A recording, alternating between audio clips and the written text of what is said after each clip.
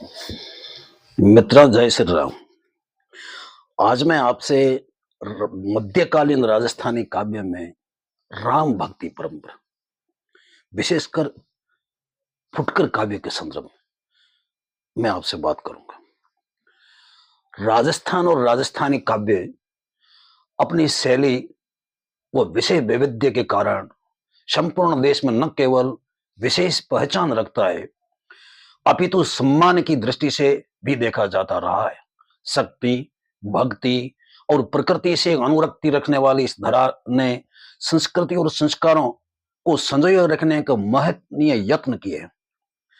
इस धरा के साहित्य में वीर श्रृंगार, भक्ति की त्रिवेणी धारा समरूप से प्रवाहित होते हुए लोगों के अंतस को आलोकित करने में किसी प्रकार की कसर नहीं रखी। इस रस त्रिवेणी में यहाँ के लोगों ने डुबकियां लगाकर आनंद उठाया है। इस आनंद की लहर मध्यकाल से लेकर आधुनिक काल तक सतत रूप से संचरती व विस्तीर्ण होती रही है।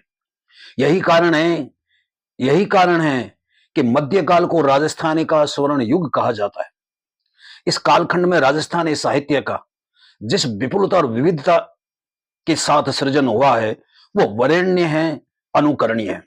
यही कारण एक तत्कालीन राज व समाज ने समरूप से इस काव्य धारा को समादृत माना। भले ही मध्यकाल में वीर रसात्मक काव्य सृजन का आधिक्य था, परंतु समग्र रूप से अध्ययन करते हैं तो विदित होता है कि उस कालखंड में भक्ति काव्य भी कोई कम मात्रा में सृजित नहीं हुआ। इसलिए शायद यह कहना समीचीन होगा कि मध्यकाल राजस्थानी काव्य का अध्ययन करने वालों को एक पक्षीय दृष्टिकोण नहीं रखकर व्यापक दृष्टि से समग्र लेखा जोखा करना चाहिए, क्योंकि उस कालखंड में भक्ति काव्य धारा भी सतत रूप से प्रवाहित होती हुई निर्गुण व सगुण दोनों काव्य धाराओं में अनेक रचनाएं उपलब्ध है।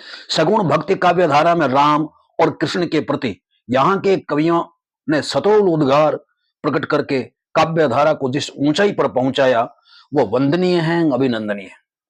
मैं यहाँ दूसरी किन्हीं भक्ति धाराओं की बात नहीं करके सीधा मध्यकालीन राम भक्ति काव्य की ही बात करूंगा। इन कवियों ने राम के प्रति जो सहज भाव वो लगाव दर्शाया है वो स्तुत्य है। राम के चरित्र की चंद्रिका चतुर्दिक चमकाने हेतु इन कवियों ने अपनी प्रज्ञा व प्रतिभा का सांगोपांग उपयोग किया है। राजस्थानी संस्कृति के मूलाधार साहस, शौर्य, स्वाभिमान, उदारता, मर्यादा पालन, सत्यनिष्ठा और सदाचरण राम से अनुप्राणित है। यही कारण है कि कवियों ने राम की मर्यादा और सदाचार के साथ शील, स्नेह, सबके प्रति संभाव और चरित्र की शक्ति के प्रति यहाँ के लोगों की अनुरक्ति को वाणी देते समय अपने हृदयगत समस्त आस्था और अटूट विश्वास राम के चरणों में समर्पित कर अपनी साधना को साफल्य मंडित माना। मध्यकालीन राम भक्ति काव्य धारा प्रबंध काव्य, खंड काव्य, प्रकीर्ण काव्य के रूप में संचरती हुई अपनी सौरभ से यहाँ के जनमानस को सुवासित व आनंदित करती रही है।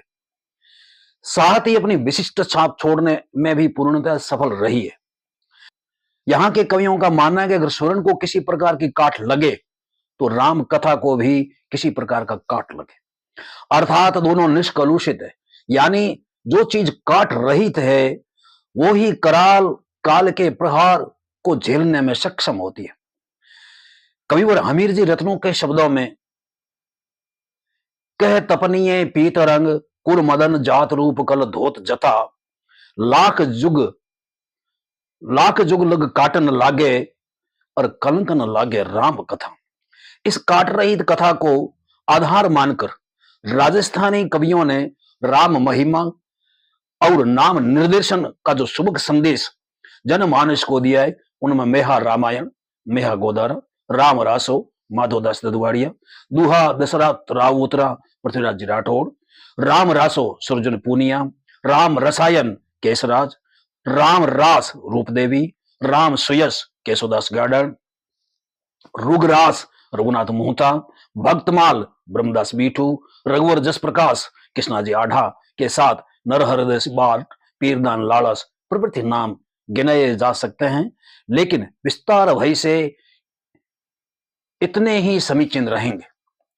इस रचनाओं पर राजस्थानी के कई उद्भट विद्वान अपने ग्रंथों में व्यापक चर्चा कर चुके हैं, अतः पुनः चर्चा करना पिष्ट पेषण ही होगा। अतः मैं इन रचनाओं की बात नहीं करके उस फुटकर रचनाओं की बात करूंगा जिन पर अभी तक या तो चर्चा हुई नहीं है या हुई भी है तो नहीं के बराबर। इस राजस्थानी प्रकीर्णक रचनाओं में राम का पीड़ित और प्रताड़ित के पक्ष में खड़े धनुषधारी लोक रक्षक के रूप में चित्रण हुआ है। साथ ही मर्यादाओं की स्थापना करने वाले राम की अखंडित महिमा मंडित है। मध्यकालीन भक्ति कवियों में नानन जी बीठू का नाम अग्रगण्य है। उनकी भक्ति विषयक रचनाएं तो कोई विशेष रूप से उपलब्ध नहीं है, केवल कुछ छपे उपलब्ध है। छपे उच्च कोटि के हैं। कवि नानन जी लिखते हैं कि धर्म तराजू में एक पलड़े में आदमी के सभी पुण्य डाले और दूसरे में केवल राम नाम, तो भी राम नाम रूपी पलड़ा भारी रहेगा। सहस जाग वस मेद सहस कर सलिल सगच्छति, सहस वाविशो वार सहस धैन का सब गच्छति, सहस वार सो वरन सहस भूमि से भूमि, और सहस गति ग सहस उरण सरोमी, अड़सठी तीर्थ अवगाही अनि धर्म चाड हेकण धड़े, श्री राम नाम चेलो सबल अजय घणभार उपड़। ईश्वरा परमेश्वरा के नाम से लोक विश्रुत ईश्वरदास जी बारठ अपने पावन ग्रंथ हरिरस में राम नाम की महत्ता बताते हुए लिखते हैं कि जिस मुख से राम नाम अगर उचित नहीं होता है तो उस मुंह को लोह से सिलवा देना चाहिए। राम जपंता रे हृदा आलस मकर अजान, अरे जो तू गुण जाने नहीं तो पूछे वेद पुराण। राम भणे तो राम भण अबरा राम भणाय, अरे जामुक राम न उच्चरे अरे तमुक लोह जड़ाय। कबीर ईश्वरदास जी के भक्ति विषय डिंगल गीतों पर अभी तक कोई विशेष काम नहीं हुआ है। कवि के कई डिंगल गीत प्राप्य है। इन गीतों में कवि ने राम नाम की रुचिरता और रम्यता के साथ जो बोधगम्यता दर्शाई है वो उल्लेख्य है। अधम आधार अर्ज गण दाता, सुनो हो सुन त्रिलोका साम, रंग निवाज रघुकुल राजा, रंग हूं रजग पजो वो राम। कवि कर्मानंद जी मिश्रण अपने दोहों के भाव पक्ष और कला पक्ष की गलत तथा जड़ित के लिए नाम चिन्ह रहे हैं। सहज सरस दोहों में जितनी सतोली बात कर्मानंद जी ने की है वो दूसरों के बूते की बात नहीं है। कभी लिखता है कि जिस प्रकार पत्थर अंकुरित नहीं हो सकता उसी प्रकार भक्ति के बिना मुक्ति नहीं मिलती। लोगों को तो कतई नहीं मिल सकती जिन्हें राम राग से अनुराग नहीं होकर छोटे छोटे देवताओं के राग आलापने में है। कभी लिखता है कि जो लोग हरि नाम में रत तथा पर नारियों को आदर की दृष्टि से देखते हैं वे ही सभी प्रकार के संकट से उबर पाते हैं। करमानंद पाखान को उगे नहीं अंकुर, मुक्ति ने भगति बिना साखी तोरो सूर। करमानंद जो हरि रतान पर नारियां विरत, तहां नरा लागे नहीं जरा मरण जम लत। केशव करवानंद कहे लोग दुखी यण लाग, अरे लोहड़ा देव लडावियां रमन गायो राग। इस मुक्ति प्रदाता नाम को कवि और अलूजी कविया रंकों के हाथ में रत्न मानते हैं। इस नाम को रटने वालों को उसी प्रकार आनंद मिलता है जिस प्रकार मछली को पानी से, भूखे को भोजन से, नशई को नशे से आनंद मिलता है। जिम मोरा दद्दरा सगण घण पावस बूठे, जल बिछड़िया मच्छ वळे जल ताय पयठे। तन बंधन टूटता अमल बाइड़िया लद्धो, खीर खांड घृत सहित घण सुखियारत खद्दो। आनंद हुआ मन महारे जीव तणो पायो जतन, अरे रामो रो नाम मिलियो अलू रंग हाथ चढ़ियो रतन। कवि श्रेष्ठ दुर्साजी आढ़ा का नाम औदार्य और शौर्य को अनुप्राणित करने वाली रचनाओं के रचनाकार के रूप में विश्रुत रहा है, लेकिन उनकी भक्ति विषयक रचनाएं भी प्राप्य है। कवि और अपनी रचना परमेश्वर जी नाममाला में पूर्ण प्रभु के नाम की पवनता को उद्घाटित करते हुए लिखते हैं। वदे बामणो बीठलो सामी ब्रह्नो वदा वालणो वन्न माली विसन्नो रिपो रामाणो राघवो रुग रामो नरसिंह नारायणो शेष नामो। दुर्सा जी के अद्यावधि अल्पज्ञात गीत परमेश्वर गीत नाम से मिलते हैं। इसमें एक गीत में सीता की ब्रह वेदना और हनुमान से राम को संदेश पहुंचाने की बात है, तो दूसरे में राम के शौर्य को अभिमंडित किया गया है। दोनों के एक एक पद्यांश। राजा राम सो कह जो कपि राजा, सीता तणो संदेशो, राम कदे मारसो रावण, लंक दुर्ग कद लेसो। दूसरो है, साम दुर्स चा वाली, सीता पाड़े कुंभसु पाणा, रावण मार मंदोदर रांडी, राण विभीषण राणा। इस कालखंड में अपने छंद वैविध्य व रचना कौशल के लिए अपनी अलग पहचान रखने वाले मेहाजी बीठू की भक्ति विषय दो अज्ञात रचनाएं मिली है, जो अद्यावधि अप्रकाशित है। हालांकि उनकी देवी भक्ति विषय तो कई रचनाएं उपलब्ध हैं और प्रकाशित है।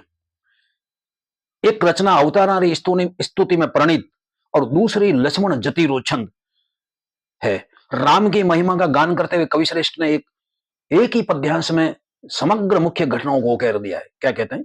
कौशल्या मन्नु, दशरथ तन्नु, शंबर तन्नु, उपवन्नु, गुरु वासट गन्नु, विद्या वहनु, पिता वचन्नु, वास वन्नु, वाले धी जन्नु, लंक दहन्नु, शब्द स्कंधु संघारु, के मेह प्रसन्नु, जयो कृसन्नु, दयण दन्नु दातारु, जय दयण दन्नु दातारु।